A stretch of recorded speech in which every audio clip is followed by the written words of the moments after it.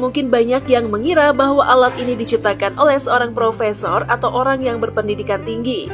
Namun pada kenyataannya, kakek Muryani yang berumur 59 tahun ini hanyalah seorang lulusan sekolah dasar yang tidak pernah belajar apapun tentang reaksi kimia. Berbekal pengetahuan yang pertama kali diajarkan ayahnya, kakek dengan 7 cucu ini mencoba peruntungannya dan belajar sendiri alat-alatnya. Saya hanya lulus SD saja karena waktu itu keluarga saya broken home dan saya sempat diberitahu oleh ayah saya jika plastik dipanaskan bisa jadi minyak. Dari situ saya praktek sendiri hingga jadi seperti ini, ungkap kakek Muryani. Bekerja sebagai petugas kebersihan harian di Bank Sampah Jalan Joyoboyo 09, Kecamatan Wulingi, Kabupaten Blitar, Mulyani yang mengolah sampah plastik menjadi nilai ekonomi. Bisnis ini berbekal pengetahuan ayahnya bahwa semua plastik mengandung gas. Sejak saat itu, kakek yang tidak tamatan SD ini berpikir keras untuk merakit alat. Pekerjaannya sebagai petugas kebersihan juga memudahkannya untuk bereksperimen dengan sampah plastik. Kakek Muryani mempersenjatai diri dengan sampah dari bank sampah dan sampah dari penduduk setempat dan mencoba membuang sampah ke tempat penyulingannya.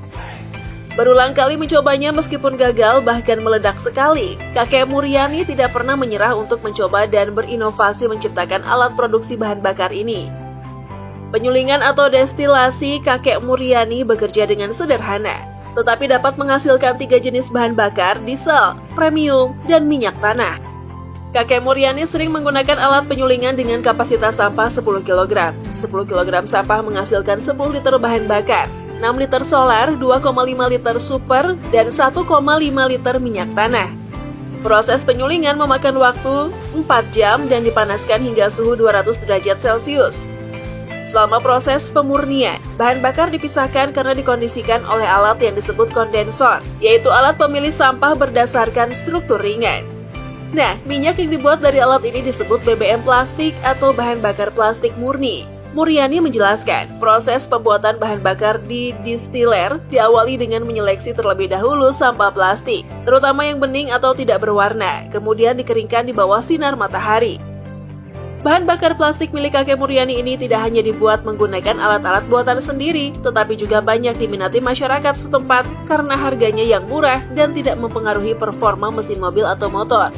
Bahan bakar plastik ini biasanya dijual dengan harga per liter premium Rp7.000, solar Rp6.500, minyak tanah Rp9.500. BBM Muryani yang disebut BBM plastik juga menarik minat banyak orang. Muryani mengaku banyak tetangganya yang menunggu BBM plastik karena lebih murah dan tidak mempengaruhi performa mesin sepeda motor. Kakek Muryani mengatakan bahwa petani bisa menggunakan bahan bakar plastik tidak hanya untuk sepeda motor, tetapi juga untuk mesin bajak. Salah satu pelanggan, Nur Ali, mengaku mengisi bahan bakar plastik setiap 2 hari sekali kepada kakek Muryani. Setelah penemuannya diakui masyarakat, kakek Muryani mendaftar untuk mengikuti lomba inovasi yang diadakan di kabupaten tersebut dan menang. Tak hanya itu, penyulingan tersebut mengantarkannya meraih penghargaan di bidang energi tingkat Provinsi Jawa Timur. Untuk mengembangkan penemuan ini, kakek Muryani menjualnya ke beberapa pelanggan di seluruh Indonesia dengan biaya puluhan juta rupiah. Penghargaan saja tidak cukup, pihak pemerintah daerah menawarkan kakek 7 cucu ini untuk bergabung dengan lembaga penelitian. Tetapi kakek Muryani menolak dan memutuskan untuk menjadi petugas kebersihan TPA. Tukang sampah adalah pahlawan, katanya. Sampah merupakan masalah serius di Indonesia. Penemuan alat ini diharapkan dapat memberikan solusi terhadap pencemaran lingkungan dengan tidak mengurai sampah plastik. Kadang ia merasa kecil dan tidak mampu berbuat banyak. Namun selama ia gigih seperti kakek Muryani, hasil yang dicapai juga bermanfaat bagi banyak orang, mengingat fungsinya patut mendapat pengakuan dari semua instansi pemerintah. Pak Muryani kini mengaku telah mengajukan hak paten untuk alat penyulingan tersebut.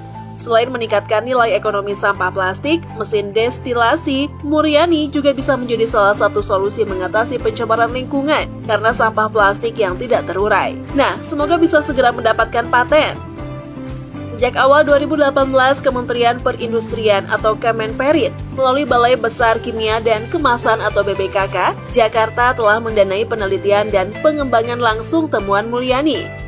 Menurut Ketua BBKK saat itu Roy Sianipar, pihaknya menganalisis bahwa alat yang ditemukan Muryani membutuhkan sharing knowledge untuk memfasilitasi pengembangan alat dan persiapan paten.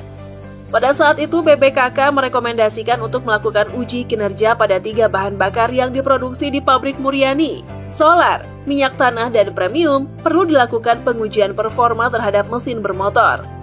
Namun sejauh ini belum ada informasi yang jelas mengenai alat yang ditemukan Muryani. Sampah plastik adalah barang tidak berguna yang membuat daftar pekerjaan rumah tambahan. Salah satu alasannya adalah sulit untuk digunakan kembali. Apalagi saat menunggu untuk diurai, yang bisa memakan waktu hingga 100 tahun. Berbagai upaya dilakukan untuk dapat menangani sampah jenis ini, dari daur ulang hingga produksi bahan bakar. Gimana menurut kalian? Bisa jadi solusi nggak nih? Sepertinya pemerintah harus mengkaji ulang dan tentu saja mendukung kreativitas seperti ini.